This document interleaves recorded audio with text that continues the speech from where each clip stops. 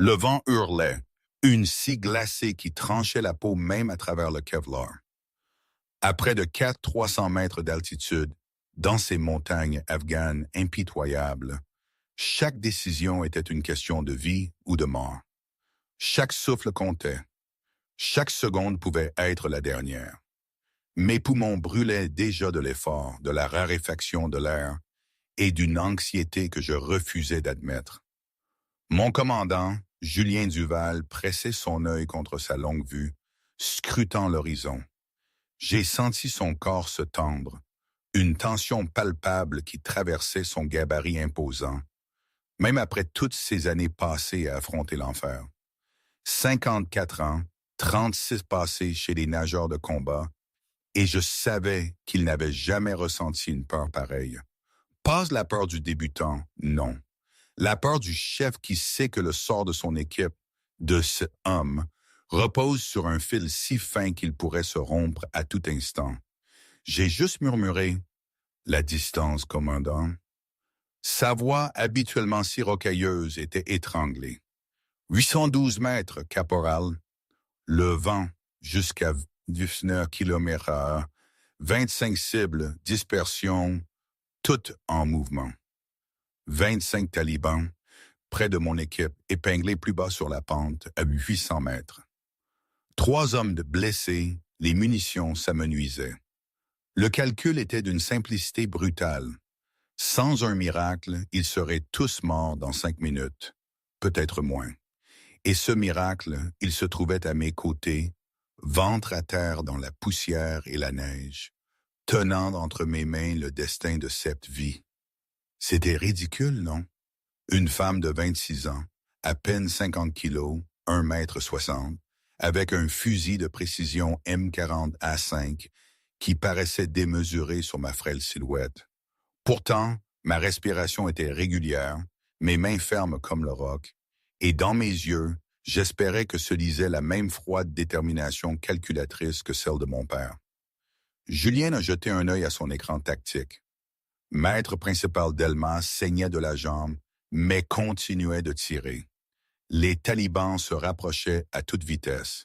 10 secondes, peut-être moins. J'ai ajusté ma lunette avec une précision mécanique, mon doigt sur le pontet, pas encore sur la détente. Chaque geste, chaque détail, exactement comme mon père Guillaume me l'avait enseigné. Julien a de nouveau craqué. Sa voix était à peine audible. 36 ans de service et sa voix l'avait trahi. Caporal Laurent, si vous manquez, nous mourrons. Tous. Je me suis tourné vers lui, les regardé droit dans les yeux, et juste un instant, j'ai eu l'impression que c'était Guillaume qui le fixait à travers mes prunelles bleues et glacées.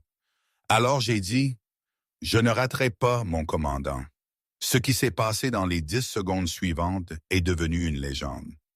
Une histoire racontée à voix basse, presque murmurée par ceux qui étaient là. Mais pour comprendre comment une femme de 26 ans s'est retrouvée sur cette montagne afghane, tenant 7 vies au bout de son doigt, il faut remonter un peu dans ce temps. Beaucoup plus tôt, en fait. Les brises de la base de Fréjus sur la côte méditerranéenne me rappellent toujours un peu l'agitation des marchés de Nice, où mon père et moi passions parfois nos dimanches après une séance de tir sur un port de tir local, loin de la mer. Les cris des instructeurs se mêlaient au cliquetis des armes et au souffle des hommes en entraînement. Un chaos organisé que j'avais appris à connaître et, bizarrement, à aimer. On pourrait croire que j'y étais habitué, que ma place y était évidente. Et pourtant, ce n'était pas le cas. Pas du tout. Quand j'étais arrivé, quelques mois plus tôt, je n'étais qu'une caporale des forces terrestres, la seule femme au milieu de ces élites de la marine, des tireurs d'élite aguerris, ces gars que l'on appelait les SEALs français, par analogie, mais dont le nom officiel est Commandos Marine. Mon intégration, elle a été particulière. Je me souviens très bien de cette première semaine, celle qui était censée me briser. Je suis passé à travers, bien sûr, mais ils n'ont rien fait pour me faciliter la tâche. Tous les matins, à 6 heures pétantes, Sur le broyeur, cette dalle de béton où d'innombrables commandos avaient souffert. Je me tenais au garde à vous, la seule femme parmi 24 hommes, dans une tenue de sport qui flottait sur mon corps. Le sergent Pierre Vidal, un géant blond des Vosges avec un ego aussi démesuré que sa taille, se tenait 2 places plus loin. Je l'ai vu chuchoter à son voisin, puis les deux ont ricané. J'ai senti leur regard, leur jugement silencieux, la conviction qu'ils avaient que je ne tiendrais pas. Le commandant Duval, Julien, il avait une voix qui claquait comme un fouet. Il a annoncé: « Aujourd'hui, on teste la condition physique de base. 100 pompes, 100 abdos, 20 tractions, course de 6 kilomètres. Les normes sont les mêmes pour tout le monde.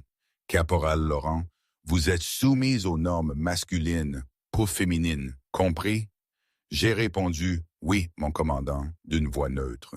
Qu'aurais-je pu dire d'autre? Au sol, position de pompe.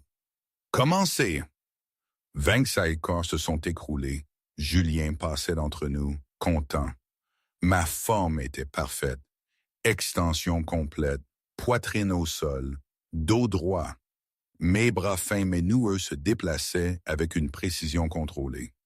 15, 16, 17...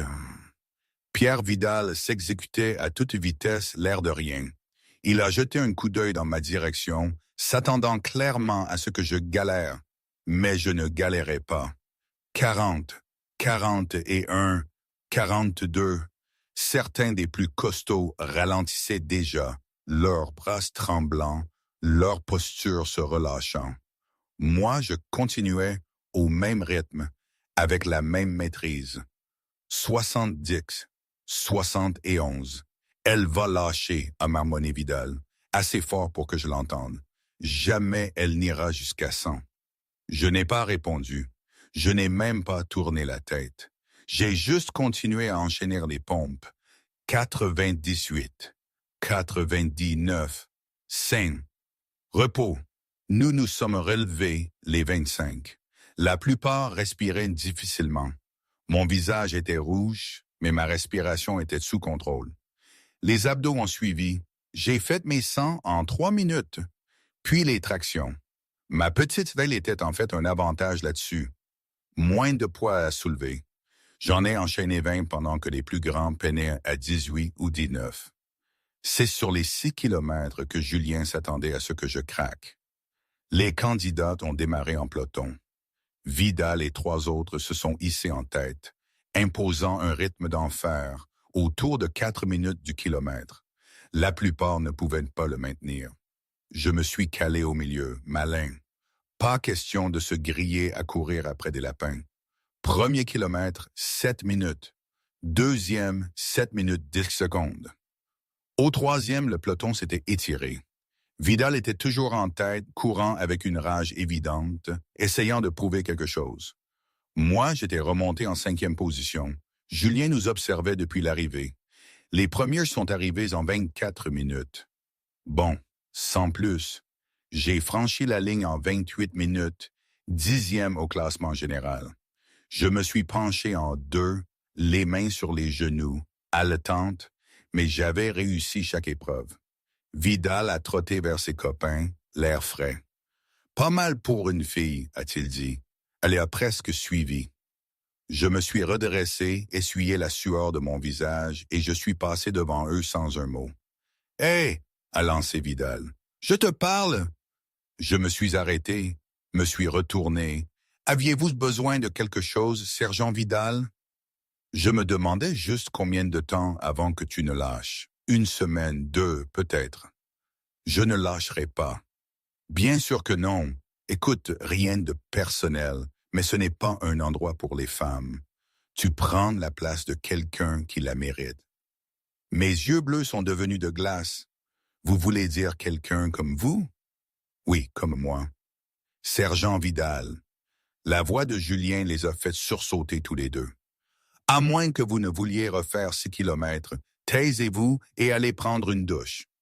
Mon commandant, j'étais juste. Je sais ce que vous faisiez.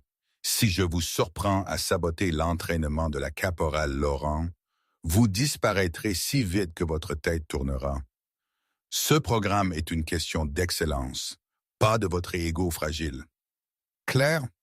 La mâchoire de Vidal s'est serrée. Cristallin, mon commandant. Bien, rompez. Les candidats se sont dispersés. Je suis resté au garde à vous.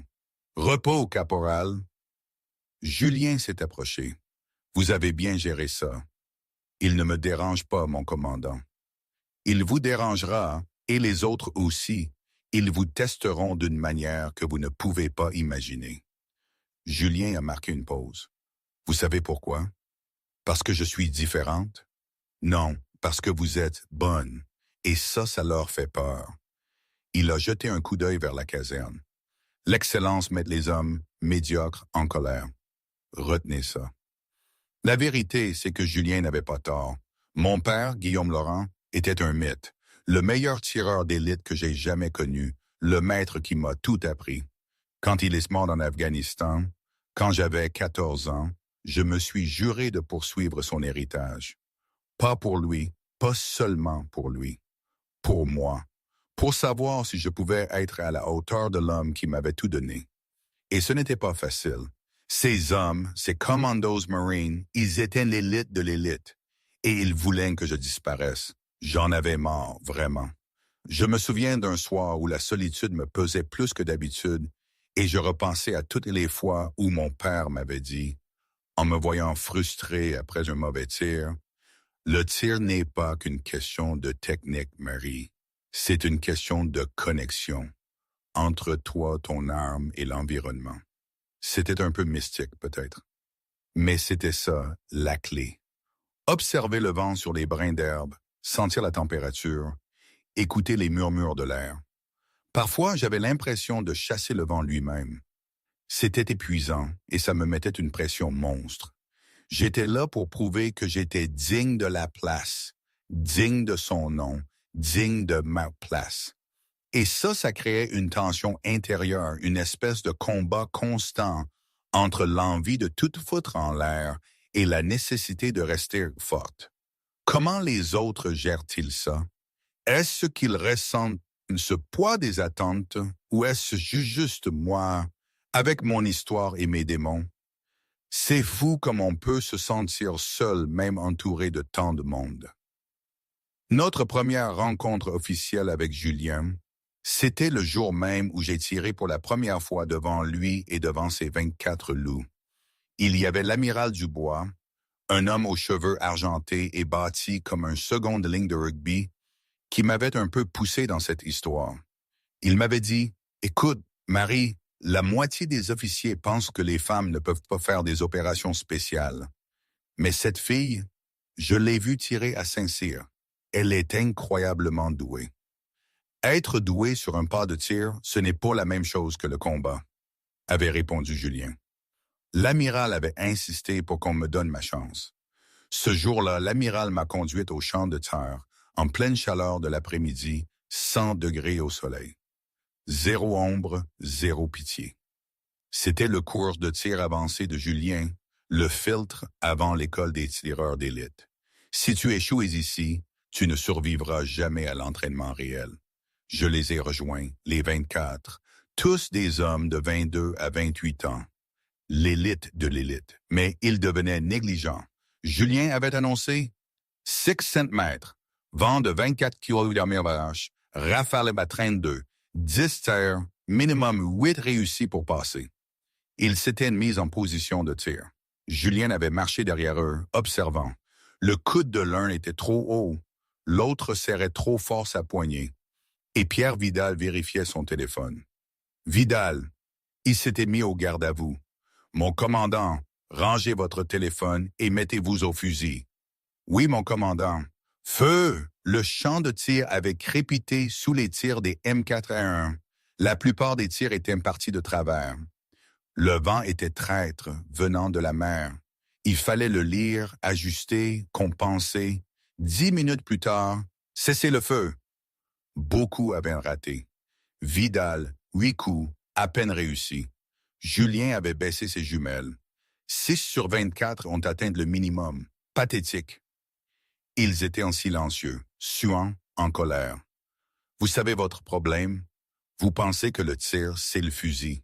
Ce n'est pas le cas. C'est la lecture de l'environnement. Le vent n'est pas constant. Il souffle en rafale, il change. Vous devez regarder l'herbe, la brume de chaleur, comment l'air se déplace. Votre fusil ne sait pas ça. Vous, si. C'est à ce moment-là que la porte du bureau du champ de terre s'était ouverte. L'amiral Dubois en était sorti. Derrière lui, moi, le champ de tir s'était tu. J'étais minuscule. 1,60 m tout au plus, mince. Mes cheveux châtains foncés tirés en une queue de cheval serré. Un visage jeune, presque délicat, mais je me tenais avec une posture militaire parfaite. Les 24 hommes m'avaient fixé. J'avais vu Vidal donner un coup de coude à son voisin, des sourires en coin.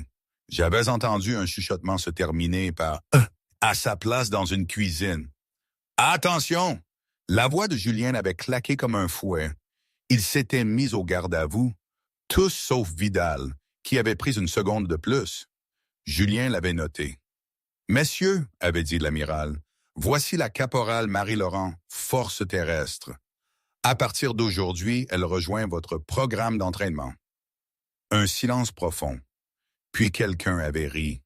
Juste un petit gloussement d'incrédulité. Quelque chose d'amusant. La voix de l'amiral était devenue glaciale. Le silence était revenu. L'amiral s'était tourné vers Julien. « Commandant, elle est à vous. Donnez-lui une arme et un couloir de tir. » Puis l'amiral était parti, Julien s'était retrouvé avec 24 candidats abasourdis et une femme qui aurait préféré être n'importe où ailleurs. Il m'avait examiné. J'avais soutenu son regard sans broncher. Pas de peur, pas d'incertitude, juste une évaluation calme. « Caporal Laurent. »« Mon commandant. » Ma voix était stable. « Avez-vous déjà tiré avec un M41? »« Oui, mon commandant. » Experte qualifiée. Vidal avait grommelé quelque chose. Julien avait saisi le mot « terrestre » avec un mépris distinct. « Vidal, vous avez quelque chose à dire? » Il s'était redressé. « Non, mon commandant. »« Bien. » Julien s'était tourné vers moi. « Le parcours est simple. 6 cm, 10 tirs, 8 réussis minimum. Vent de 24 à 32 km/h venant de l'ouest. Pouvez-vous gérer ça? »« Oui, mon commandant. »« Couloir de tir numéro 12. Mettez-vous en position. » Je m'étais déplacé sans hésitation. J'avais ramassé un M4A1, vérifié la chambre, le chargeur, la sécurité, tout selon le protocole. Mes mains étaient petites. J'avais dû ajuster ma prise pour atteindre correctement la détente. Les candidats regardaient, certains ricanants, certains curieux. Vidal était ouvertement hostile. « Puisque vous avez tous si brillamment performé, » avait dit Julien, « vous allez regarder la caporale Laurent. Peut-être apprendrez-vous quelque chose. » Je m'étais mis en position, couché, coude calé, fusil stable. Je ne me suis pas pressé. J'ai pris le temps d'ajuster la crosse, de vérifier la lunette, de me mettre à l'aise. Julien s'était agenouillé à côté de moi. Première fois sur ce pas de tir? Oui, mon commandant. Le vent est traître ici. Il vient de la mer, s'engouffre dans le canyon. On ne peut pas faire confiance aux instruments. Il faut le lire. Comment, mon commandant? Julien avait pointé l'herbe le long du parapet. Regardez comment elle bouge. Vous voyez cette section à 400 mètres? Elle bouge à peine, mais à 500, elle fouette. C'est là que votre balle commence à dériver. J'avais étudié l'herbe, mes yeux parcourant le champ de terre, lisant les motifs invisibles. La fille de Guillaume Laurent. Bien sûr que je pouvais lire le vent. Prête, caporal? Oui, mon commandant. Feu! J'avais inspiré, expiré lentement. Mon doigt avait bougé vers la détente. Le premier coup était parti. À travers ses jumelles, Julien avait vu la cible en plein centre. Un tir parfait. J'avais rechargé une autre balle. Même contrôle de la respiration. Même pression douce sur la détente. Deuxième coup, au centre. Troisième coup, au centre. Les candidats avaient cessé de ricaner. Quatrième coup, au centre. Cinquième coup, au centre. Julien avait baissé ses jumelles. Cessez le feu. J'avais levé la tête. Mon commandant, il me reste 5 balles. Je sais, rendons cela plus intéressant. 800 mètres. Un murmure avait couru parmi les candidats. 800 mètres, c'était le niveau expert. La moitié d'entre eux ne pouvaient pas toucher à cette distance.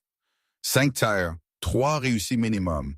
Vous devrez calculer le surplomb et la dérive. Compris? Oui, mon commandant. J'avais ajusté ma position. Julien regardait mes yeux. Je ne regardais pas la cible. Je regardais l'herbe. La brume de chaleur. La façon dont l'air courbait la lumière au loin. Lire l'environnement, exactement comme mon père me l'avait appris. Premier tir à 8,5 mètres, atteint le centre de la cible, en haut à droite. J'avais fait un minuscule ajustement de ma lunette. Ma respiration avait ralenti.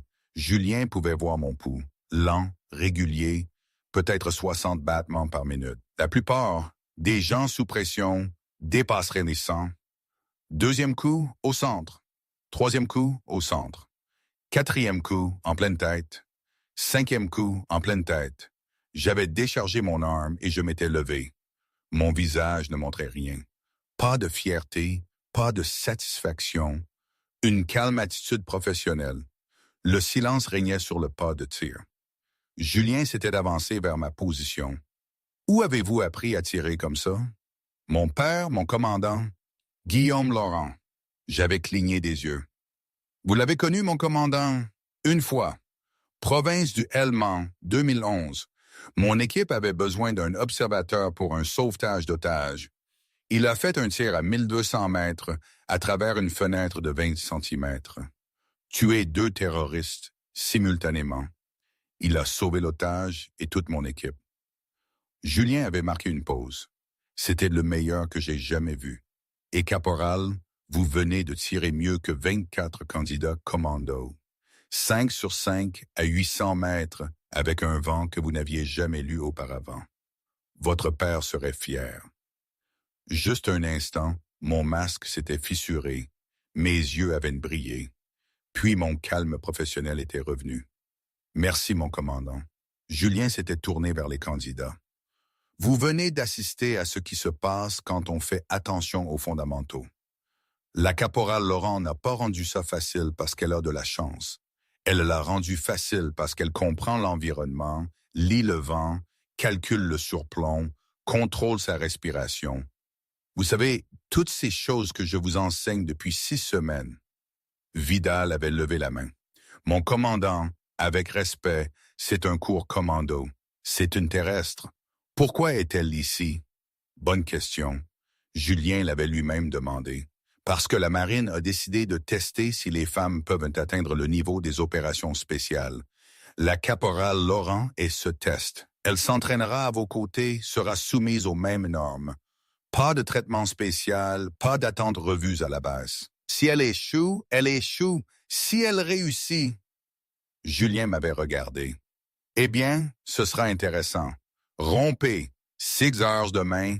Vidal, mon bureau après le rassemblement. Les candidats s'étaient dispersés. Je suis resté au garde à vous, attendant. Repose caporal, marchez avec moi. Nous avions quitté le pas de tir vers le bâtiment administratif. Le soleil de l'après-midi plongeait vers la mer. Vous allez avoir des difficultés, m'avait dit Julien. Je sais, mon commandant. Ces hommes ne veulent pas de vous ici. Certains parce qu'ils sont sexistes. Certains parce qu'ils croient sincèrement que les femmes ne peuvent supporter des exigences physiques. Et certains parce qu'ils ont peur que vous ne leur prouviez qu'ils ont tort. Il avait marqué une pause, me fixant. Lequel est de vous, mon commandant? Il m'avait regardé droit dans les yeux, sans peur. Honnêtement, je ne sais pas encore. Je n'ai jamais entraîné de femmes pour des opérations de combat. Mais je vais vous dire ceci. Je me fiche que vous soyez un homme, une femme ou un chimpanzé entraîné. Si vous pouvez faire le travail, vous avez votre place. Si vous ne pouvez pas, vous ne l'avez pas. Simple. Assez juste, mon commandant. Nous étions arrivés au bâtiment administratif. Julien s'était arrêté à la porte. Votre père attaque DED Hellman. 2012, c'est ça? Oui, mon commandant. Quel âge aviez-vous? 14 ans. Il avait fait un petit soupir. C'est dur. Je suis désolé. Merci, mon commandant. C'est pour ça que vous êtes ici? À cause de lui? J'étais restée silencieuse. Quand j'avais parlé, ma voix était plus douce. Mon père croyait être au service, à la protection des gens qui ne pouvaient pas se protéger. Il est mort en faisant ça. J'avais levé les yeux. Je veux être assez bonne pour sauver des gens comme lui. Pas pour prouver quoi que ce soit. Juste pour être digne de son héritage. Julien avait senti quelque chose se fissurer en lui.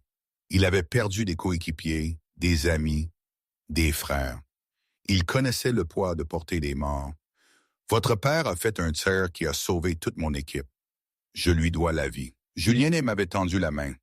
Alors, je vais vous faire une proposition. Vous travaillez plus dur que tout le monde. Vous prouvez que vous avez votre place. Et je vous entraînerai de la même manière que j'entraînais Guillaume Laurent lui-même. Pas de pitié, pas de traitement spécial, juste l'excellence. D'accord? J'avais serré sa main, une poignée étonnamment forte. D'accord, mon commandant. Bien, filez d'ici. Demain à 6 heures, nous commençons le véritable entraînement. Et caporal, dormez bien. Vous en aurez besoin. J'avais salué et je suis parti. Julien m'avait regardé m'éloigner. 1,60 m, 50 kilos, l'air d'une brise forte qui pourrait la faire tomber. Elle venait de surpasser 24 candidats commando Marine au tir. La fille de Guillaume Laurent. Ce serait soit la meilleure décision des forces spéciales, soit la pire. Julien avait appelé l'amiral Dubois. Eh bien, elle s'est tirée. Je sais. Qu'en pensez-vous? Julien m'avait regardé disparaître au coin. Je pense que si elle survit aux 6 prochains mois, elle va écrire l'histoire. Et si elle ne le fait pas, eh bien, nous aurons essayé. Il avait marqué une pause. Mais, amiral, mon instinct me dit qu'elle va y arriver. Elle a les yeux de son père. Froid, calculateur et autre chose. Quoi? Elle n'a rien à perdre. Ça la rend dangereuse. Julien avait raccroché et était rentré chez lui. Le lendemain serait l'enfer. Les candidats la testeraient, la pousseraient, essaieraient de la briser. Et Julien regarderait, attendant de voir si la file de Guillaume Laurent était faite du même acier. Il avait l'impression de déjà connaître la réponse. Mais à la guerre, les sentiments ne comptent pas. Seuls les résultats s'importent. La 4e semaine, ce fut l'entraînement au combat rapproché. Nettoyage de pièces, sauvetage d'otages, tir à balles réelles dans des espaces confinés où la taille et la force comptaient. C'était là que j'ai eu du mal. Le premier exercice, forcer une porte, dégager 3 pièces, neutraliser les cibles sans toucher les otages. Les candidats portaient leur équipement tactique complet, 30 kilos de gilets pare-balles, armes, munitions. Je ressemblais à une enfant qui jouait à se déguiser. Mon porte-plaque était lâche. Mon casque tanguait. J'arrivais à peine à bouger. « C'est un problème », m'avait dit Julien en privé. « L'équipement ne vous va pas. Vous ne pouvez pas opérer efficacement. Je ferai avec, mon commandant. Ce n'est pas une question de volonté. C'est de la physique. Vous avez besoin d'un équipement adapté à votre taille. » Il a fallu 2 jours pour obtenir du matériel sur mesure auprès d'un fabricant spécialisé. Des plaques plus petites, un porte-plaque ajusté, un casque personnalisé. Ça avait coûté une fortune. Mais Julien s'en fichait. Avec le nouvel équipement, la différence était flagrante. Je pouvais bouger, réagir, tirer. Exercice de nettoyage de pièces. Forcer, prendre l'angle, engager les menaces, passer à la pièce suivante. Je glissais comme de l'œil. Ma petite étale était un avantage. Meilleure utilisation du couvert. Cible plus petite. Mouvement à travers des espaces étroits où les plus grands ne pouvaient pas naviguer. Mon temps, 42 secondes.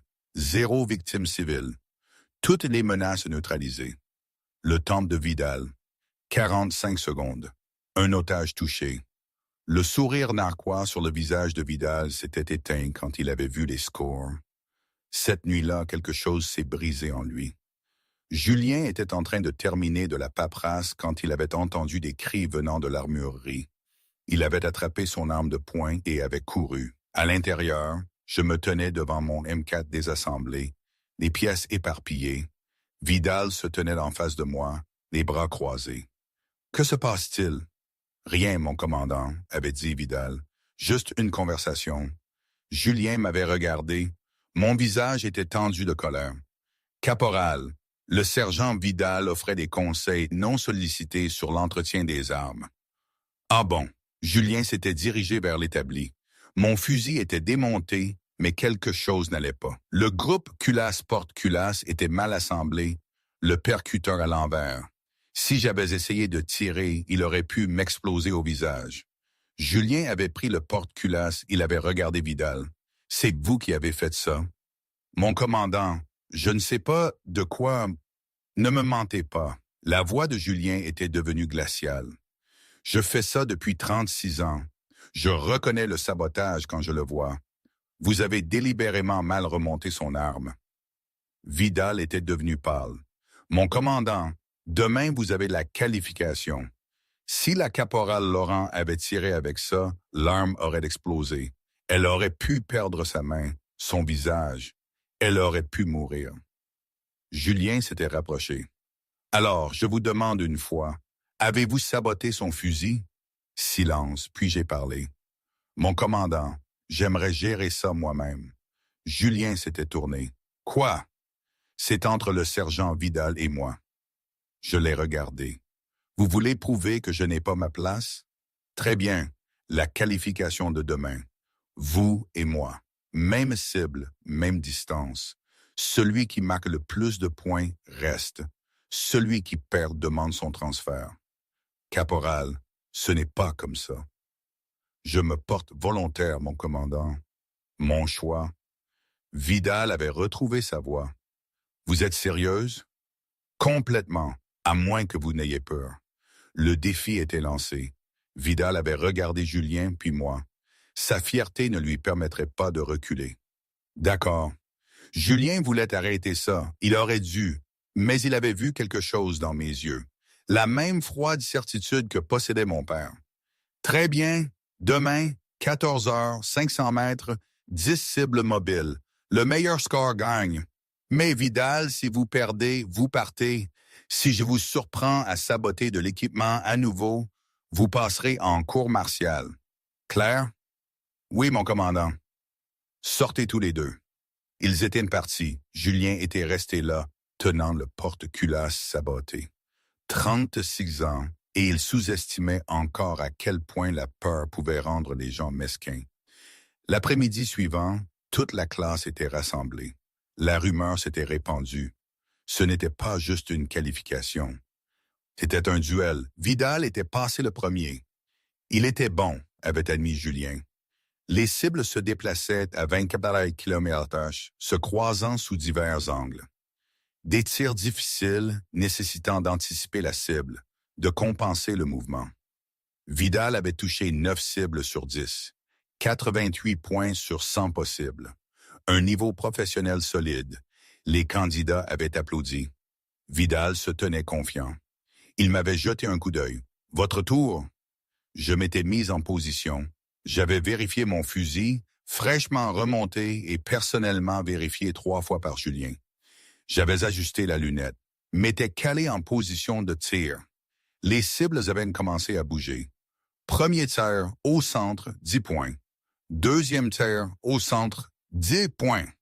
Troisième tir en pleine tête, 12 points. Au 5e tir, le champ de tir était devenu silencieux. Je ne me contentais pas de toucher les cibles. Je choisissais exactement où toucher. Au centre pour les plus proches. Des tirs en pleine tête pour les plus éloignés. 10e tir, en pleine tête, cible à portée maximale, se déplaçant perpendiculairement à pleine vitesse. Score parfait. 104 points sur 100 possibles. J'avais déchargé mon arme et je m'étais levé. J'avais regardé Vidal. Je crois que vous avez une demande de transfert à déposer. Le visage de Vidal avait traversé plusieurs émotions. La colère, l'humiliation, l'incrédulité, puis, étonnamment, quelque chose comme du respect. Comment avez-vous fait? Mon père m'a appris à tirer sur des élans dans le Massif central. Ils se déplacent plus vite que vos cibles et ne courent pas en ligne droite. Mon expression s'était adoucie. Vous êtes un bon tireur, sergent Vidal. Mais vous étiez tellement occupé à prouver que je n'avais pas ma place que vous avez oublié de vous concentrer sur votre propre performance. J'étais passé devant lui, m'étais arrêté. Je ne veux pas que vous soyez transféré. Je veux que vous restiez, que vous vous amélioriez et que vous vous souveniez que l'excellence n'a rien à voir avec le genre. C'est une question d'habileté, de dévouement et de laisser votre ego à la porte. Vidal était resté silencieux. Puis il avait fait quelque chose que Julien n'avait pas prévu. Il m'avait tendu la main. Vous avez raison. Je me suis trompé. Je suis désolé. J'avais serré sa main. Excuse acceptée. Maintenant, améliorons-nous tous les deux. Julien avait regardé la scène avec quelque chose qui ressemblait à de la fierté. C'était ça, l'esprit des équipes. Pas de politique, pas de préjugés, des guerriers qui respectent des guerriers. 2 semaines plus tard, mon monde a été de nouveau secoué. Julien était venu me voir, l'air grave. On a des informations. Un contact fiable a des doutes sur notre mission. C'était un secret. Un de ces secrets qui pouvaient vous faire fusiller si vous les révéliez. J'ai découvert plus tard, après la mission, comment tout cela était lié au colonel Richard Fournier. Julien l'a fait arrêter quand nous étions déjà en route, et plein vol, mais sur le coup, c'était juste un sentiment étrange. Il nous a dit que l'ennemi était au courant de notre venue, qu'il fallait changer le plan. Point d'insertion différents, chronologie différente, tout. Et surtout, il ne fallait rien dire à personne. J'avais une boule au ventre, mais on n'avait pas le choix. Le reste de l'entraînement, les 2 dernières semaines avant le déploiement, a été un enfer. On s'est entraîné spécifiquement pour cette nouvelle mission. Conditionnement en altitude, opération par temps froid, tir à très longue portée. Julien nous poussait 12 heures par jour, tous les jours. J'ai lutté avec l'entraînement en altitude. Courir à 3000 mètres avec l'air raréfié, c'était brutal. Je finissais chaque séance en haletant, parfois en vomissant à cause du manque d'oxygène, mais je n'ai jamais abandonné. Pierre Weber, notre tireur d'élite secondaire, un homme maigre et nerveux du Puy de Dôme, a travaillé avec moi sur le tir. On s'installait à 1100 mètres, puis 1002, puis 1003. Je calculais la dérive, l'élévation, l'effet Coriolis. Pierre repérait, corrigeait. On est devenu une équipe. 24 heures, 12 km/h, disait Pierre. Copier, j'ajuste 6 millièmes à droite, répondait ma voix, toujours calme. Cible en mouvement, devance 3 pieds. Reçu, tir, impact, encore et encore. Dès la 2e semaine, j'étais constante à 1300 mètres. Pas parfaite, le tir à très longue portée ne peut jamais être parfait, mais suffisamment constante. L'équipe s'était liée pendant les temps morts. Les soirs, autour du feu de camp après un entraînement brutal, on partageait des histoires, des blagues, cet humour noir que les vétérans de combat utilisent pour faire face au stress. Sophie Delmaz, notre maître principal, une femme d'origine marseillaise, avec une poigne d'acier et un rire contagieux, racontait une histoire en Irak où il s'était retrouvé bloqué à Roumanie. On était là, 3 gars, 50 insurgés, et quelqu'un, je ne dirais pas qui, a accidentellement laissé tomber une grenade thermite sur notre propre véhicule. C'était un accident, avait protesté Pierre Ashford, un jeune génie des explosifs. Tu l'as jeté en arrière. L'équipe avait ri. Même moi, j'avais esquissé un sourire. Plus tard, Pierre Whitmore, notre médecin, m'avait interrogé sur mon père. Il est mort dans le Helmand, attaque d'IED. J'avais 14 ans. C'est dur, gamine. Je suis désolé. Ne le soyez pas.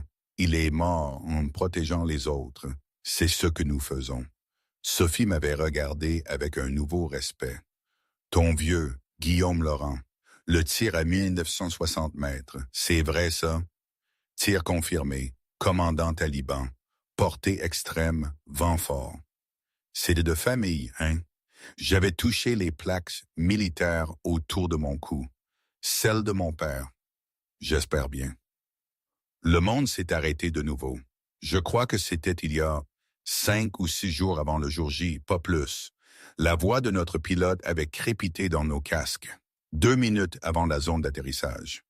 La météo se détériore. Visibilité 1 kilomètre. Vent avec des rafales à 40 km/h. Julien avait activé son micro. Reçu, nous sommes prêts. Nous n'étions pas prêts. Personne n'était jamais prêt pour ça. Mais les Commandos Marines n'attendaient pas des conditions parfaites. L'hélicoptère Chinook avait viré, se posant dans un nuage de poussière et de neige. La rampe s'était abaissée. Go, go, go, go, go, go. 8 opérateurs s'étaient déversés dans la nuit afghane. L'hélicoptère avait redécollé immédiatement, disparaissant dans l'obscurité. En 30 secondes, le bruit des rotors s'était estompé dans le néant. Le silence. Puis le vent nous avait frappés, un froid mordant transperçant les couches de vêtements. L'altitude faisait que chaque respiration semblait insuffisante. Je m'étais plié en deux, haletante. 2200 mètres. Mes poumons hurlaient pour l'oxygène qui n'était pas là. Pierre Whitmore m'avait posé une main sur l'épaule. Respirez lentement. Petites inspirations. Votre corps s'ajustera. J'avais hoché la tête, forçant le calme. Respiration lente. Inspiration lente. Expiration lente. Mon rythme cardiaque avait diminué progressivement. Bien, avait dit Pierre. Ça ira. Sophie Delmas avait pris la tête. Pierre Beckett, notre homme de pointe, un traqueur du Massif central, en deuxième position, utilisant sa vision nocturne pour scanner les menaces. L'équipe avançait en formation tactique, les armes prêtes, tous les sens en alerte. La marche a été un enfer. 24 kilomètres, ça ne semble pas beaucoup, mais 24 kilomètres en altitude, dans le noir, sur un terrain accidenté, portant 36 kilos, c'est une autre histoire. À la 3e heure, tout le monde souffrait. Même Sophie, bâtie comme un tank, respirait difficilement. Mon petit corps luttait sous le poids. J'avais trébuché 2 fois, mais je ne m'étais jamais plaint. J'avais juste continué à avancer. 6e heure, 14 kilomètres parcourus. Le soleil commençait à se lever, peignant les montagnes d'or et d'ambre. Magnifique et mortel. Halt, avait chuchoté Pierre Beckett. L'équipe s'était figée. Beckett avait pointé du doigt un sentier, 200 mètres devant. 3 silhouettes se déplaçaient le long de la crête. Des éclaireurs talibans. Julien avait levé le poing. L'équipe s'était couchée à plat ventre, invisible contre les rochers. Les éclaireurs talibans étaient petits à moins de 50 mètres, discutant tranquillement en pashtun. Pierre Mallister, notre génie des communications, écoutait via son logiciel de traduction, murmurant à Julien. Ils discutent du campement, quelque chose à propos de soldats américains qui arrivent aujourd'hui. Le sang de Julien s'était glacé. Il savait. Malgré le changement de plan, l'ennemi savait. Les éclaireurs étaient fossiles. Au bout de 10 minutes, Beckett avait donné le feu vert. Julien avait réuni l'équipe. Ils savent que nous venons. C'est un piège. On annule? Avait demandé Sophie. Négatif. Nous sommes venus faire un travail. Julien avait regardé chacun d'entre nous. Mais à partir de maintenant, supposez que tout est compromis. Nous nous mettons à couvert, attendons la nuit, puis nous approchons par un angle inattendu. Et le tir? Avait demandé Pierre Weber. S'il nous attend dans la position principale, alors nous tirerons d'ailleurs. Julien avait sorti sa carte. Crête secondaire ici, 1700 mètres, portée plus longue, angle pire, mais ils ne la surveilleront pas. Mes yeux s'étaient écarquillés. Mon commandant, 1700 mètres, c'est au-delà de ce pourquoi nous avons été entraînés. Je sais, mais c'est aussi au-delà de ce à quoi ils s'attendent. Pouvez-vous le faire? J'étais restée silencieuse. Je ne sais pas. Assez juste, nous déciderons quand nous verrons la position. Pour l'instant, nous avons besoin d'un abri. Il s'était déplacé dans un système de grottes que Beckett avait identifié sur les images satellites. Camouflage naturel, bon champ de tir, source d'eau. Nous allions attendre le jour, nous reposer et nous déplacer la nuit. Julien avait pris le premier quart pendant que les autres essayaient de dormir. Je m'étais assise à côté de lui, incapable de me reposer. « Parlez-moi » avait dit Julien doucement. « De quoi, mon commandant? » « Ce qui vous empêche de dormir. » J'avais sorti les plaques de mon père. Il a fait un tir à 1960 mètres. Tout le monde en parle. C'est une légende. Mais personne ne parle de tous les tirs qu'il a ratés, de toutes les fois où il a échoué. Mon père a échoué? Bien sûr, tout le monde échoue, mais il n'a pas laissé l'échec le définir. J'avais tourné les plaques dans mes mains. J'ai peur de ne pas être aussi bonne que lui, de rater demain et de donner raison à tous ceux qui disent que les femmes n'ont pas leur place au combat. Julien était resté silencieux. Votre père et moi avons eu une conversation une fois après qu'il a sauvé mon équipe. Je lui ai demandé comment il restait calme sous la pression. Vous savez ce qu'il a dit? Quoi? Il a dit, la pression est un privilège. Ça signifie que quelqu'un vous fait suffisamment confiance pour vous donner les tâches difficiles. La plupart des gens n'obtiennent jamais cette confiance. Julien m'avait regardé. Demain, vous aurez le poids de 7 vies entre vos mains. C'est terrifiant, mais c'est aussi la plus haute forme de respect. Nous vous faisons confiance avec nos vies parce que nous croyons que vous êtes capables. Et si je ne le suis pas, alors nous mourrons ensemble en faisant quelque chose qui comptait. Il y a de pires façons de partir. J'avais souri légèrement. Vous n'êtes pas très bon pour les discours inspirants, mon commandant.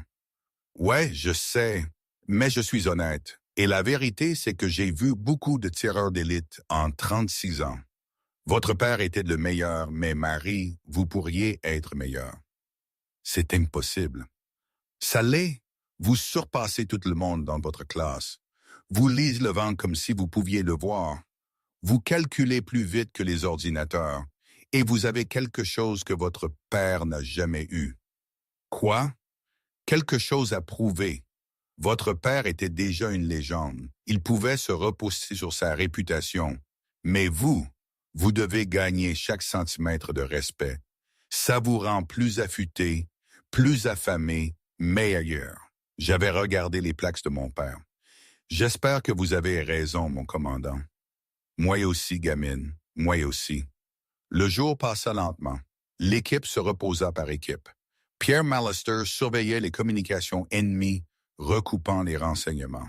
« Mon commandant, avait-il dit doucement à Julien, j'intercepte beaucoup de conversations.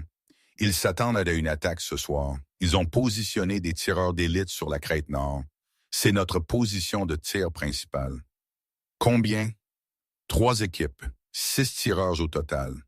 Sophie avait juré. Ils couvrent l'endroit exact que nous avions prévu. Ce qui confirme que nous allons à la position secondaire, avait dit Julien. 1700 mètres. Tir plus long, mais ils ne le verront pas venir.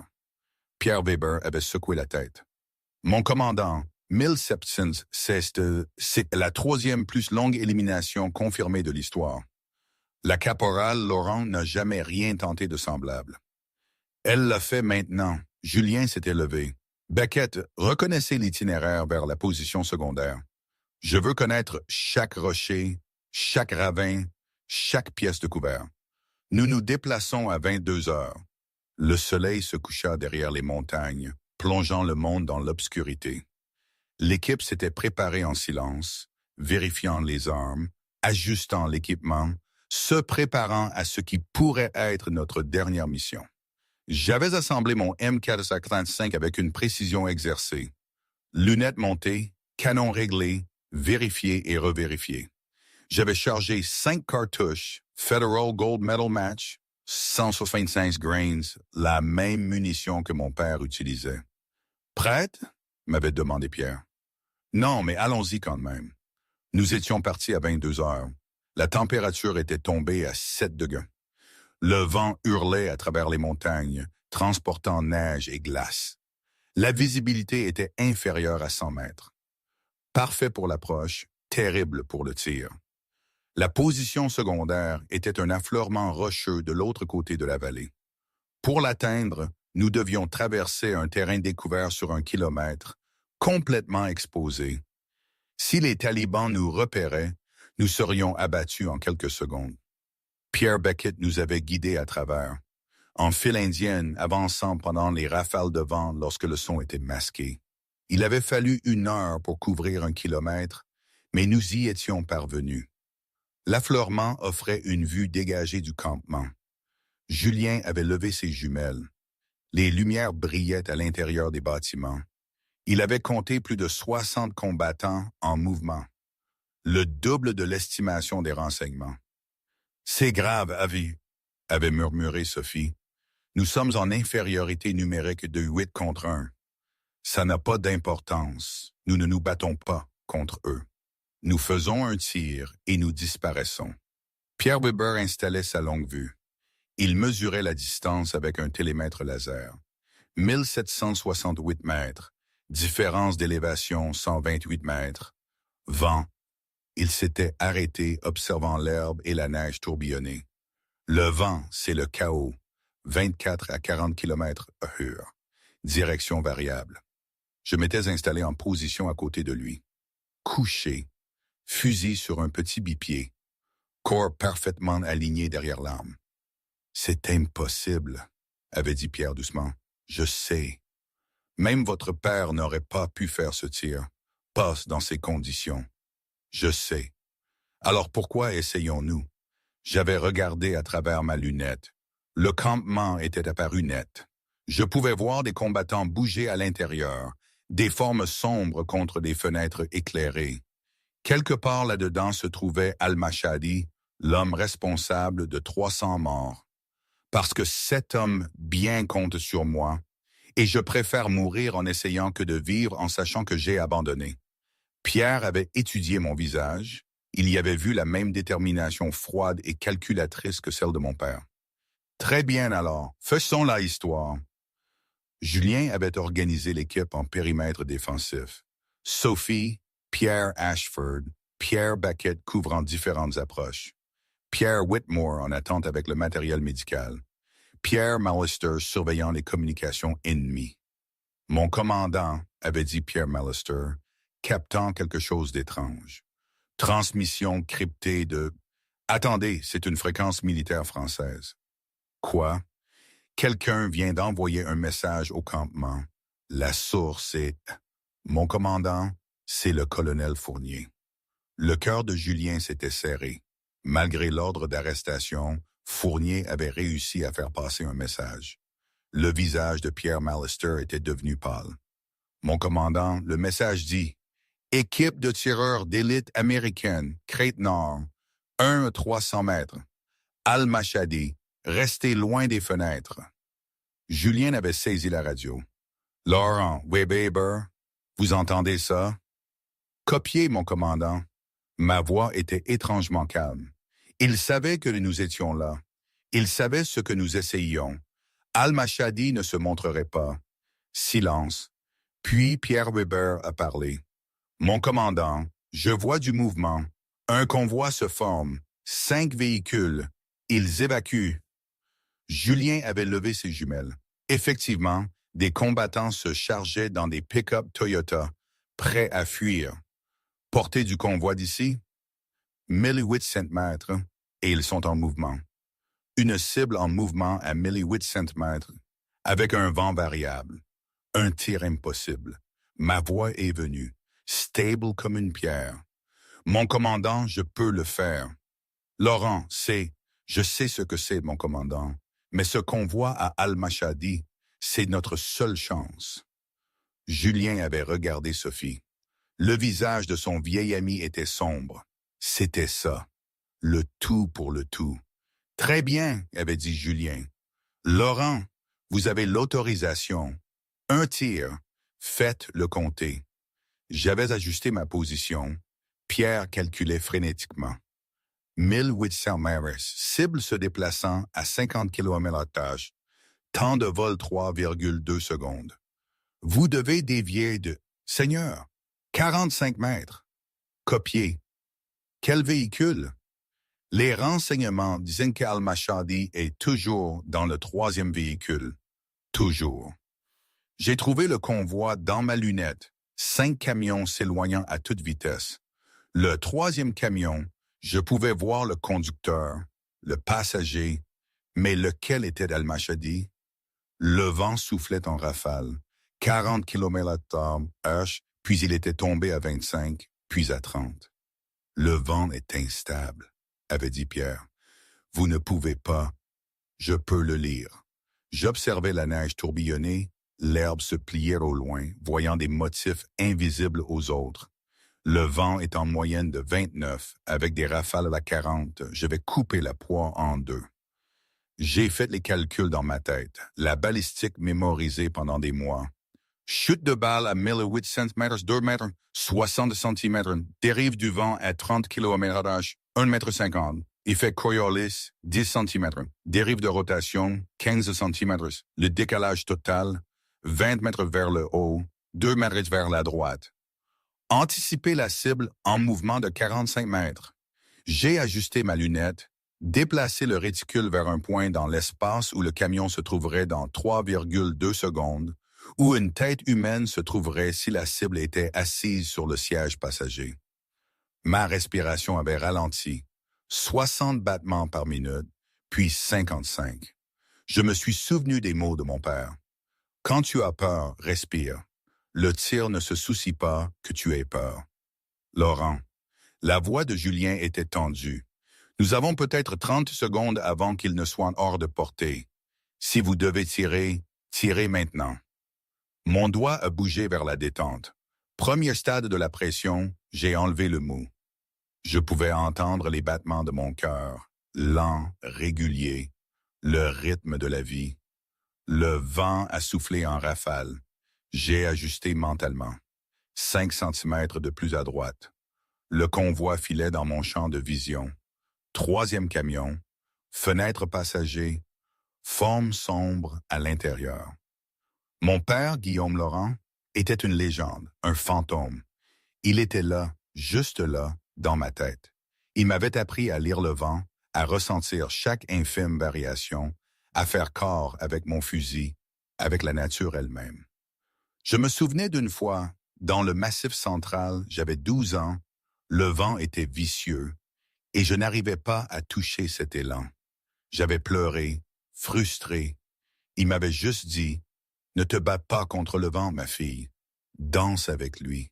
Laisse-le te montrer le chemin. » J'avais serré mes plaques autour de mon cou. Ces plaques. Mes doigts étaient engourdis par le froid, mais je pouvais sentir la texture rugueuse de l'acier contre ma peau. 7 hommes, 7 vies. Tout était là. Tout se jouait maintenant. Rends-le fier, ai-je murmuré. J'ai appuyé sur la détente. Le M445 a rugi. Le recul m'a secoué l'épaule. L'éclair du canon a illuminé la nuit. 3,2 secondes. Les 3 secondes les plus longues de ma vie. Pierre Weber suivait à travers sa longue vue. Temps de vol. Impact dans un 2. Le troisième camion a dévié violemment et plongé dans un ravin, a explosé dans une boule de feu. Touché. La voix de Pierre a craqué. Mon Dieu, vous avez touché le véhicule. Mais je ne célébrais pas. Je suivais toujours à travers ma lunette. Confirmer l'élimination. J'ai besoin d'une confirmation visuelle. Pierre Mallister était sur sa tablette accédant au flux du drone. J'ai le thermique, 2 corps dans le véhicule. L'un correspond à la taille et à la morphologie d'Al-Mashadi. Ce n'est pas une confirmation. Laurent, vous avez fait le tir, avait dit Julien. 1800 mètres, cible en mouvement, vent variable. Vous avez touché ce foutu véhicule. Mais est-il mort? Pierre Mallister a étudié l'imagerie thermique, puis son visage est devenu pâle. Mon commandant, le corps cible bouge. Il est vivant. Le monde s'est arrêté. 1800 mètres, calcul parfait, exécution parfaite, et la cible avait survécu. Comment? Ma voix était creuse. Vous avez touché le conducteur, avait dit Pierre Weber, comprenant. Le camion s'est écrasé parce que vous avez tué le conducteur. Mais Al-Mashadi était sur le siège passager. L'accident l'a blessé, mais il est vivant. J'ai regardé à travers ma lunette. Le véhicule en feu, une silhouette rampant dehors, boitillant, vivante. J'avais échoué. 7 hommes allaient mourir parce que j'avais raté de moins d'1 mètre. Là! La voix de Julien était urgente. Nous devons bouger maintenant. Ils connaissent notre position. Ils envoient des combattants. Mais je n'écoutais pas. Je calculais. Al-Mashadi était à pied, boitillant, se déplaçant lentement. La portée augmentait à mesure qu'il s'éloignait. 1850 mètres, 1860. Le vent avait changé, venant du nord, 25 km/h. Je pouvais faire ce tir. Laurent, nous n'avons pas le temps. Taisez-vous, mon commandant, avec respect. Julien s'était tu. Il avait vu quelque chose dans mes yeux. Le même regard que Guillaume Laurent avait avant de faire son tir légendaire à 1960 mètres. Concentration absolue, certitude totale. J'ai traqué la silhouette boitillante. Al-Mashadi remontait la pente, s'éloignant du véhicule en feu. Il serait hors de vue en quelques secondes, porté 1870 mètres. Je n'avais pas le temps pour des calculs parfaits. Je devais me fier à mon instinct, à mon entraînement, aux milliers d'heures passées à apprendre à lire le vent au loin et la chute de balles. La voix de mon père, à portée extrême, tu ne peux pas trop réfléchir. Tu dois sentir le tir. J'ai inspiré, expiré. Le réticule s'est posé sur la tête d'Al-Mashadi, ou plutôt là où sa tête serait dans 3 secondes. J'ai appuyé sur la détente. La balle a traversé la nuit. 1870 mètres. Plus d'1,5 kilomètre. À travers le vent tourbillonnant et l'air raréfié des montagnes. 3,3 secondes. Al-Mashadi a fait 2 pas de plus en boitant. Puis sa tête a explosé. Il est tombé comme une marionnette dont on a coupé les ficelles. Touché. Pierre Weber hurlait. Saint! Vous l'avez eu! Tir en pleine tête! 1870 mètres! Pierre Mallister est confirmé via le thermique. Cible abattue. Pas de mouvement. Pas de signature thermique. Il est mort. J'ai déchargé mon arme. Mes mains tremblaient maintenant. L'adrénaline me rattrapait. Sophie m'a attrapé l'épaule. Gamine, c'était la chose la plus folle que j'ai jamais vue. 2 tirs, 1800 mètres, cible en mouvement, mon Dieu! Mais il n'y avait pas de temps pour célébrer. Contact! A crié Pierre Beckett. Nous avons des combattants qui arrivent par la pente est. Plus de 20 terroristes. 400 mètres, ils se rapprochent. Julien a pris la décision. Nous ne pouvons pas combattre autant. Il est temps de courir. Le point d'exfiltration est à 8 kilomètres au sud. Tout le monde bouge. L'équipe a abandonné sa position. Courant dans l'obscurité. Derrière nous, des tirs ont éclaté. Les balles ont ricoché sur les rochers. Les talibans se rapprochaient. Nous avons couru pour nos vies. Moi, petite et légère, j'étais en fait plus rapide que les hommes plus grands sur ce terrain accidenté. J'ai pris de l'avance avec Beckett, mais Sophie, portant 36 kilos d'équipement, prenait du retard. « Allez !» a-t-elle crié. « Ne m'attendez pas !» On ne laisse personne derrière. Julien a attrapé le bras de Sophie, la tirant à moitié, la traînant à moitié. 6 kilomètres avant l'exfiltration. Taliban à 300 mètres derrière et se rapprochant. 5 kilomètres, 250 mètres.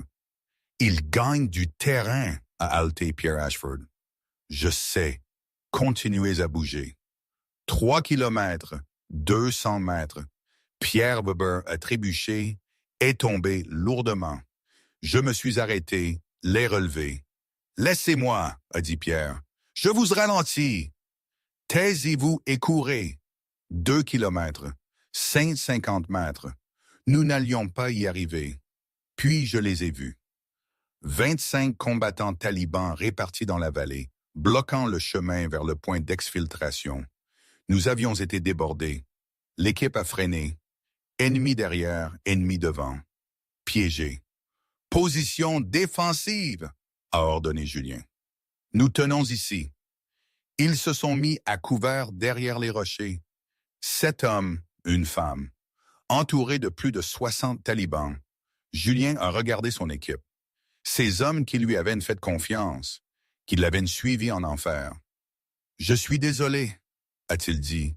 « Je vous ai fait tuer. »« Taisez-vous, commandant. » Sophie a rechargé son arme. Nous savions que le travail était dangereux. Les talibans se rapprochaient. 300 mètres, 250. J'installais mon fusil à nouveau, calme, concentré. « Laurent, qu'est-ce que vous faites ?» a demandé Julien. « Je nous sauve. Il y en a trop. Même vous, vous ne pouvez pas. » Regardez-moi. J'ai regardé à travers ma lunette. 25 combattants, 800 mètres, dispersés dans la vallée. C'était impossible, même pour moi. Mais j'étais la fille de Guillaume Laurent. Et les Laurent ne croyaient pas à l'impossible. J'ai inspiré. Premier tir, combattant au centre, tir en pleine tête. Abattu. Rechargé. 1 seconde. Deuxième tir. Flanc gauche, au centre. Abattu. Rechargé. 1 seconde. Troisième tir. Flanc droit. Tir en pleine tête. Abattu. Les combattants talibans se dispersaient, plongeant à couvert, mais il n'y avait pas de couvert dans la vallée. Ils étaient exposés. 4e tir, abattu. 5e tir, abattu. Pierre Weber regardait à travers ses jumelles. Elle n'est pas humaine. Elle ne peut pas être humaine. J'ai rechargé. 5 secondes. Mes mains bougeaient plus vite que la pensée. 6e tir, abattu. 7e tir, abattu. 8e tir, abattu. Les combattants talibans paniquaient, couraient, mais je les traquais avec une précision mécanique. 9e tir, cible en mouvement, anticipé 3 pieds. Battu. 10e tir, abattu. 11e tir, abattu. Julien comptait. 12, abattu. 13, 14. Ma respiration n'a jamais changé. Inspirer, expirer, tirer. 15, 16, 17. Les combattantes talibans restants fuyaient, courant vers le campement. J'ai traqué les 5 derniers, courant en montée, se déplaçant rapidement. Des tirs difficiles. Je m'en fichais. 18e tir, 820 mètres, cible en mouvement, abattu. 19e tir, abattu. 20e tir, abattu. 21e tir, abattu. Un combattant restait, courant fort, 850 mètres et augmentant. Je l'ai traqué, anticipé de 4 pieds, pressé la détente. 22e tir, le combattant est tombé. Silence. 22 combattants talibans abattus. 800 mètres, moins de 30 secondes de tir. J'ai déchargé mon arme. Je me suis levé, les jambes tremblantes. Nous devons bouger, ai-je dit doucement. D'autres viendront. L'équipe me regardait. Même Julien était sans voix. Finalement, Pierre Ashford a rompu le silence. Que venons-nous de voir? La naissance d'une légende, a dit Sophie doucement. On a couru le dernier kilomètre jusqu'au point d'exfiltration. L'hélicoptère nous attendait, le rotor tournant. On s'est entassé à l'intérieur, épuisé, en sang, vivant. Tandis que le Chinook décollait, Julien m'a regardé. J'étais assise, mon fusil sur mes genoux, fixant le vide. « Ça va, gamine? » Je n'ai pas répondu pendant un long moment. Puis, « J'ai tué 22 personnes cette nuit, mon commandant. Je ne me sens pas bien. Mais vous en avez sauvé 7, c'est ce qui compte. Est-ce que le cas? » Julien n'en avait pas de réponse. Il avait tué beaucoup de monde en 36 ans. Ce n'était jamais devenu plus facile. Jamais cela n'avait semblé juste. On apprenait juste à vivre avec. « Votre père serait fier, a-t-il dit finalement. J'ai touché les plaques de mon père. J'espère, mon commandant, j'espère vraiment.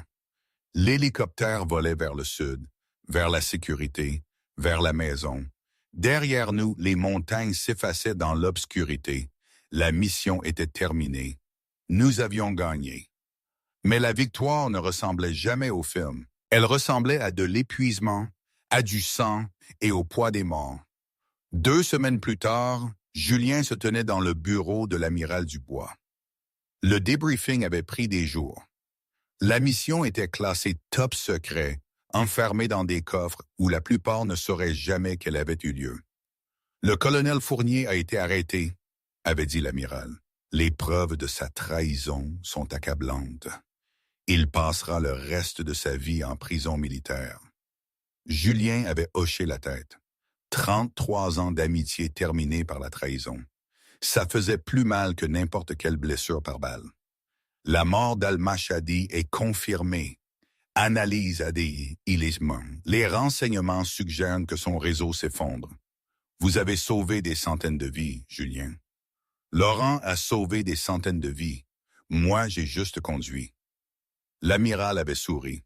En parlant de Laurent, elle est promue sergent et a été acceptée à l'école des tireurs d'élite des Commandos Marines. Bourse complète, première femme jamais admise. Elle l'a mérité. Plus que mérité, amiral. Ce qu'elle a fait, l'élimination à 1870 mètres est maintenant la 3e plus longue élimination confirmée dans l'histoire militaire française. Et 22 éliminations en moins de 30 secondes. Son engagement sur cible multiple, le plus rapide, jamais enregistré au combat. Julien a repensé à cette nuit. Ma précision glaciale, ma concentration absolue, la façon dont je les avais tous sauvés. Elle est meilleure que son père, avait dit Julien doucement. Guillaume était une légende, mais Marie-Laurence est quelque chose de complètement différent. C'est pourquoi je lui offre n'importe quelle affectation qu'elle désire. Force d'intervention rapide, DGSE, même un poste d'instructrice ici. Que pensez-vous qu'elle choisira? Je ne sais pas, demandons-lui. Je suis entré dans le bureau, j'avais échangé mon équipement de combat contre un uniforme de cérémonie. J'avais l'air jeune à nouveau, presque innocente. Difficile de croire que c'était la même femme qui avait tué 22 combattants ennemis en 30 secondes. Sergent Laurent, avait dit l'amiral, félicitations pour votre promotion. Merci, mon commandant. Vous avez le choix de vos affectations. Où voulez-vous aller? J'ai jeté un coup d'œil à Julien, puis de nouveau à l'amiral. Mon commandant, je veux rester ici en tant qu'instructrice, enseigner à la prochaine génération de tireurs d'élite. L'amiral avait haussé un sourcil. Vous pourriez aller n'importe où, faire n'importe quoi. Pourquoi enseigner? Parce que mon père m'a enseigné. Le commandant Duval m'a enseigné. Maintenant, c'est mon tour d'enseigner aux autres. J'avais redressé mon dos. Des femmes vont passer par ce programme. Elles feront face au doute, au scepticisme, à la haine. Elles auront besoin de quelqu'un qui est passé par là, quelqu'un qui peut leur montrer que c'est possible. Julien avait senti quelque chose gonfler dans sa poitrine. De la fierté peut-être, ou de l'espoir. C'est une bonne réponse, sergent, avait dit l'amiral. Demande approuvée. Vous commencerez le mois prochain. Après mon départ, l'amiral s'était tourné vers Julien. Vous pensez toujours à la retraite? J'y pensais, mais maintenant... Julien avait regardé par la fenêtre le parcours d'obstacles. De nouveaux candidats luttaient pendant l'entraînement matinal. Peut-être que je vais rester encore quelques années, m'assurer que Laurent a du soutien. Bien, car nous avons besoin de vous deux. Le monde ne devient pas plus sûr. Julien avait quitté le bureau et m'avait trouvé en train d'attendre dehors. « Marchez avec moi », a-t-il dit. Nous sommes allés à la plage où Julien courait tous les matins. Le soleil se couchait, peignant la Méditerranée de couleurs sans nom. « Vous avez fait du bon travail là-bas », a dit Julien. « Votre père serait fier. Bon sang, je suis fier. Merci, mon commandant, pour tout. Pour avoir cru en moi quand personne d'autre ne le faisait. J'ai cru en vous parce que vous l'avez mérité à chaque étape. Nous avons marché en silence, observant les vagues, écoutant le rythme éternel de l'océan. Puis-je vous demander quelque chose, mon commandant? N'importe quoi. Se taire, l'élimination à 1870 mètres. J'ai tout calculé parfaitement, mais il y a eu une rafale de vent à la dernière seconde. Une rafale que je n'avais pas prise en compte. La balle aurait dû manquer de 10 centimètres. Julien a souri, mais elle n'a pas manqué. Comment? Les calculs disent que j'aurais dû rater. Julien a regardé le ciel où les premières étoiles commençaient à apparaître. Votre père a fait un tir une fois qui a défié la physique. 1960 mètres dans des conditions qui auraient dû le rendre impossible.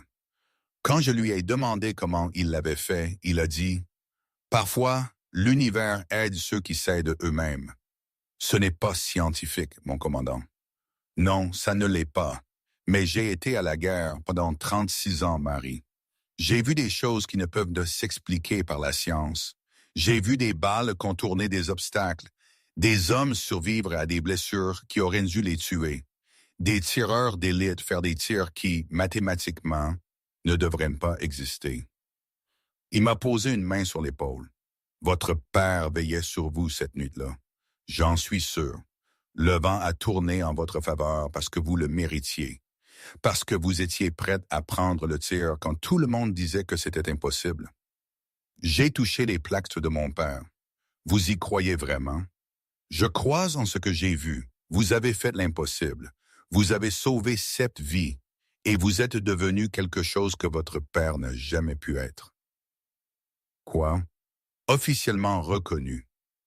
Votre père est mort avec 17 éliminations non confirmées parce que le corps ne voulait pas reconnaître qu'une femme pouvait être aussi bonne. Mais vous, le monde entier sait ce que vous avez fait. Le monde entier sait que Marie-Laurent, c'est la vraie affaire.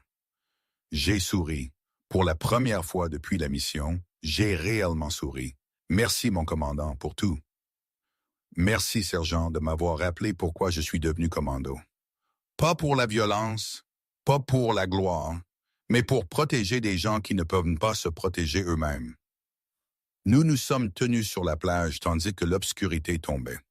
2 guerriers, l'un vieux, l'autre jeune, l'un approchant de la fin de sa carrière, l'autre juste au début. Les vagues roulaient, éternelles, indifférentes, magnifiques. Quelque part au-dessus de nous, Julien imaginait Guillaume Laurent regarder d'en haut, fier de sa fille, fier de ce qu'elle était devenue. Et peut-être, juste peut-être, fier que Julien ait tenu sa promesse de l'entraîner comme si elle était Guillaume Laurent lui-même. Pas de pitié, pas de traitement spécial, juste l'excellence. Aujourd'hui, alors que j'enseigne, je repense à tout ça. Ce n'est jamais simple, jamais parfait. La ligne entre le bien et le mal, entre la réussite et l'échec, est toujours floue. On fait de son mieux, on porte le poids des vies. On se relève, on continue. Ce n'est pas une fin heureuse de conte de fées, juste la réalité. Et c'est la mienne.